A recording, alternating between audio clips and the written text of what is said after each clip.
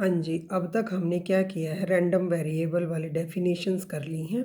एक तो पहले मैंने जो पेजेस भेजे थे वहाँ से आप अपने नोट्स बना लीजिए। बुक में थोड़ा सा टिपिकल है बट वो इजी लैंग्वेज में है। उसमें हमने random variable, discrete random variable है, कॉन्टिन्यूस रैंडम वेरिएबल क्या होता है, probability of mass function and probability density function को डिफाइन किया हुआ है, वो अपने नोट्स बना लीजिए। नेक्स्ट हमारे पास फिफ्थ डेफिनेशन है, ये डेफिनेशंस भी आती हैं। Define the distribution function and its property. अब distribution function is denoted by capital F X. जैसे हमारे पास क्या है, बुक में से भी पढ़ लेना और ये नोट्स भी कर लो। A distribution function is also known as cumulative distribution function. Cumulative हम निकालते हो ना, एक्स के अंदर हम क्या जोड़ते होते हैं, जो हमारे पास क्यूमुलेटिव का क्या मतलब है आपका, क्यूमुलेशन से यानी कि अगर हमारे पास x है और f है, यहाँ 0 1 2 3 है, यहाँ 3 4 5 6, तो क्यूमुलेटिव फंक्शन वैसे हमारे पास डिस्क्रीट में क्या था, 3, इसमें ये जोड़ दिया 7, में ये जोड़ दिया 12, ये जोड़ दिया 18, तो क्यूमुलेटिव फंक्शन बना रहे थे ना हम वहाँ पर ऐसे। तो इसी तरह से हमारे पास जो एफ एक्स है रैंडम वेरिएबल में, जो उसको हमने क्या कहा है इन टर्म्स ऑफ प्रोबेबिलिटी, और उसको हम लिखेंगे एफ एक्स से डिनोट होते हैं क्यूमुलेटिव फंक्शन जब हमें प्रोबेबिलिटी दी हुई है, और जो probability is less than equal to इससे डिनोट होता है। ठीक है, तो ऐसे उससे आपको रिलेट करें जैसे हमने उसमें किया हुआ था डिस्क्रीट सीरीज में। Distribution function and denoted by F x, capital x small x, and it's associated with a particular random variable that is x. Domain of the distribution function is minus infinity to infinity and its range is always 0 to 1 as probability की range है, similar is the range of this। क्योंकि एक random variable है साथ में उसकी probability है, उसको हम क्यूमुलेट करते होते हैं, इसको बोलते हैं डिस्ट्रीब्यूशन फंक्शन। ठीक है, तो अब जैसे हम इसकी डेफिनेशन अगर एग्जैक्टली हम बात करें तो उसमें क्या है, let x be a random variable, x हमारे पास एक random variable and the function is defined on that random variable for all real value of small x as, हम कैसे डिनोट करते हैं एफ एक्स से, एफ एक्स और small x, ऐसे ही पी एक्स और एक्स से भी हम डिनोट कर लेते हैं।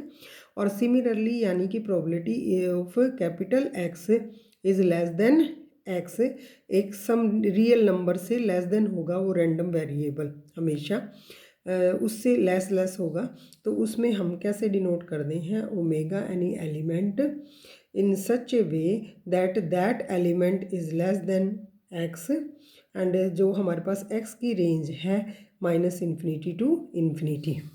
ठीक है, is called the random variable x. यहाँ जो एक्स लिया हुआ है that is a random variable है, और वेरिएबल डिफाइंड कर रखा है किस पे, प्रोबेबिलिटी पे, उसको हमने डिस्ट्रीब्यूशन फंक्शन का नाम दिया हुआ। जैसे अभी हमने जो सम किए थे उसमें हमारे को क्या गिवन था, इस तरह से ये देखो हमारे को क्या गिवन था, random variable with the probability distribution. उसके अंदर हमारे पास क्या होता है, random variable and their corresponding देखो प्रोबेबिलिटी गिवन होती है कहाँ तक, एक x is less than 5, less than equal to 5, तो इसको हमने क्या नाम दिया है, डिस्ट्रीब्यूशन फंक्शन का। ठीक है, और इसको हम डेफिनेशन में इस तरह से डिफाइन करते हैं, जैसे कि इस सम में दे रखा है, तो ये हमारी वैल्यू कहाँ से जा रही है, 0 से लेकर लेस देन इक्वल टू 7 तक, तो इसको हमने डिस्ट्रीब्यूशन फंक्शन कहा है। जैसे अभी हमने बनाए थे डिस्ट्रीब्यूशन फंक्शन को, x और कोरस्पॉन्डिंग प्रोबेबिलिटी उनकी लिखी थी, टोटल उसका सम इज इक्वल टू 1 होता है।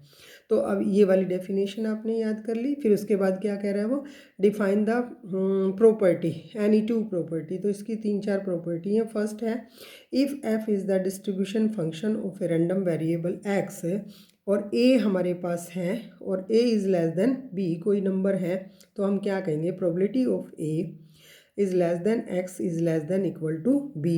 इसको हम कैसे लिखेंगे, अगर हमें इस तरह की प्रोबेबिलिटी दी है और डिस्ट्रीब्यूशन फंक्शन के रूप में हमने लिखना है, तो जो हमारे पास इक्वल टू है एफ बी माइनस में डिस्ट्रीब्यूशन फंक्शन ऑफ ए, ऐसे माइनस कर देते हैं। ठीक है, सिमिलरली सेकंड, अगर हमारे पास ये दोनों लेस देन और ये हैं, तो हम एफ बी में से एफ ए तो घटाएंगे, साथ में प्रोबेबिलिटी ऐड हो जाएगी किसकी, इज इक्वल टू पी जो ए वाली है, x is equal to a. Similarly यहाँ दोनों लेस देन है, तो ये दोनों लेस देन है, एफ बी में से एफ ए की हम घटाएंगे, लेकिन और हम साथ में क्या घटाएंगे, जो हमारे पास लेस देन इक्वल टू भी होना चाहिए डिस्ट्रीब्यूशन में, तो हम वो वाली minus of x is equal to B वाली हम इसमें से घटा देंगे, तब जाके ये प्रोबेबिलिटी आती है। तो इस तरह से इसकी ये क्या है, प्रॉपर्टी है। नेक्स्ट जो है सेकंड प्रॉपर्टी है, सेकंड प्रॉपर्टी में क्या कहा है, एक सेकंड, इफ़ एफ जो है, एफ क्या है, distribution function of one dimensional random variable and then range हमेशा, ये तो हमने पहले भी कहा है, 0 और 1 के बीच में होती है एफ एक्स की। और अगर हमारे पास इस तरह से कोई भी दो रैंडम वेरिएबल है और किस रिलेशन में x is less then y है, तो उनके डिस्ट्रीब्यूशन फंक्शन इस तरह से इस रिलेशन में होंगे, distribution function of this variable and is less than equal to distribution function of this, ऐसे हम डिनोट करते हैं। ये हमारी है second property of distribution function की, ठीक है।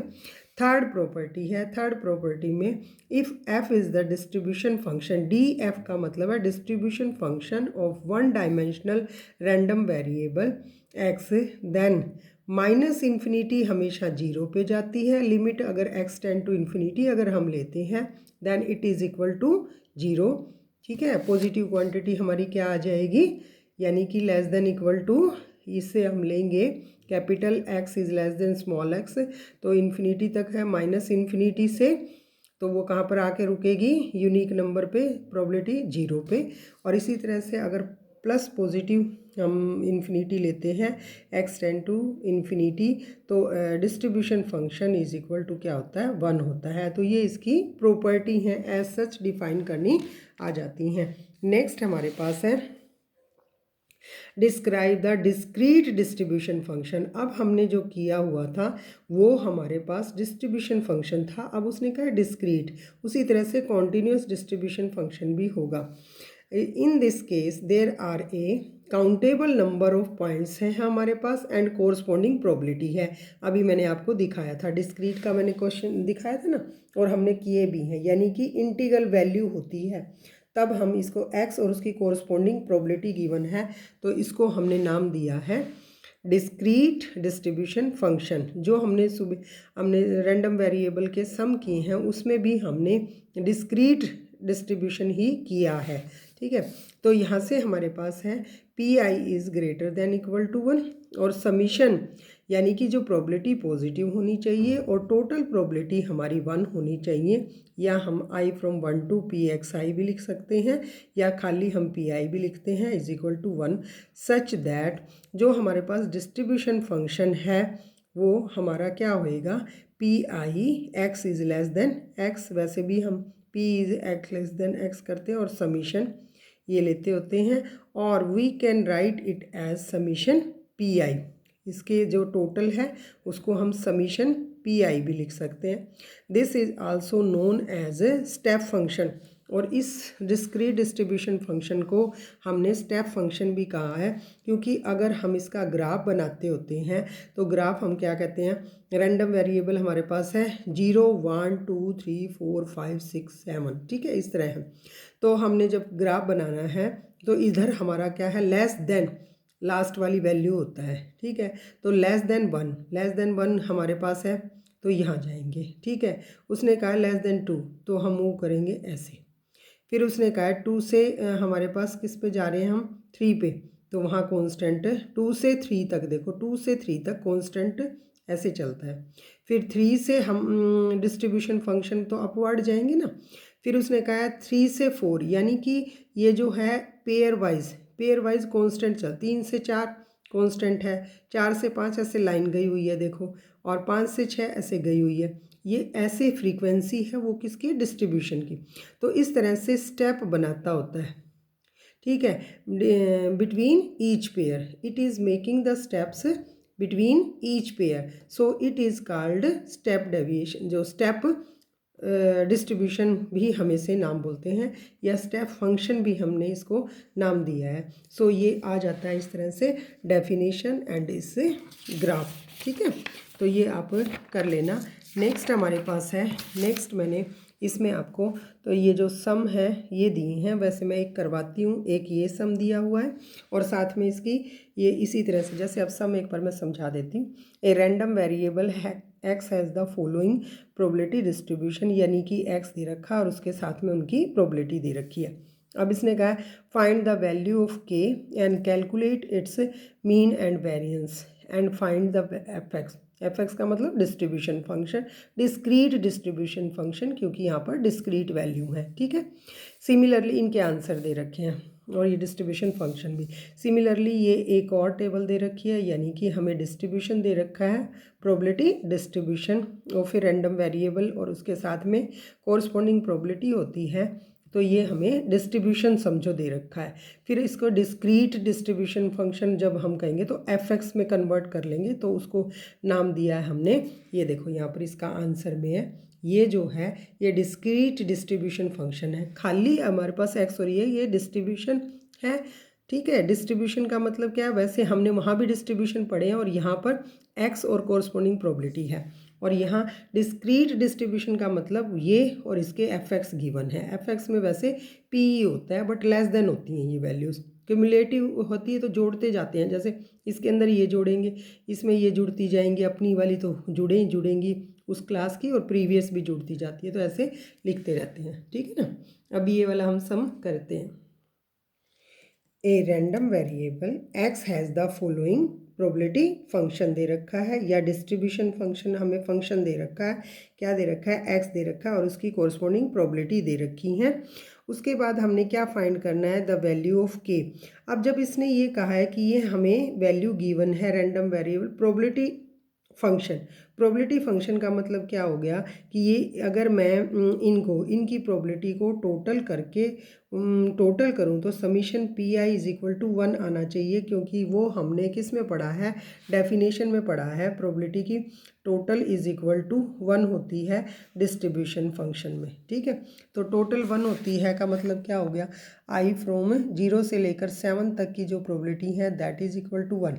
तो पहले 0 के कोरस्पॉन्डिंग प्रोबेबिलिटी है 0, प्लस में 1 के कोरस्पॉन्डिंग है के, 2 के कोरस्पॉन्डिंग 2 के, 3 के कोरस्पॉन्डिंग है 2 के, एंड सो ऑन। आप इसको सम अप कर देंगे, कौन सी, ये जो गिवन प्रोबेबिलिटी है, यानी कि के, 2 के, 3 के स्क्वायर 2 के और this one is equal to, ये हमारे पास क्या आ जानी चाहिए, इज इक्वल टू 1, क्योंकि हम डिस्ट्रीब्यूशन फंक्शन के अंदर पी एक्स समीशन लेते हैं, इक्वल टू 1 होना ही चाहिए। तो ये डिस्ट्रीब्यूशन फंक्शन है तो 1 होगा, तो 1 होगा तो यहाँ से हमारे पास इक्वेशन बन जाती है।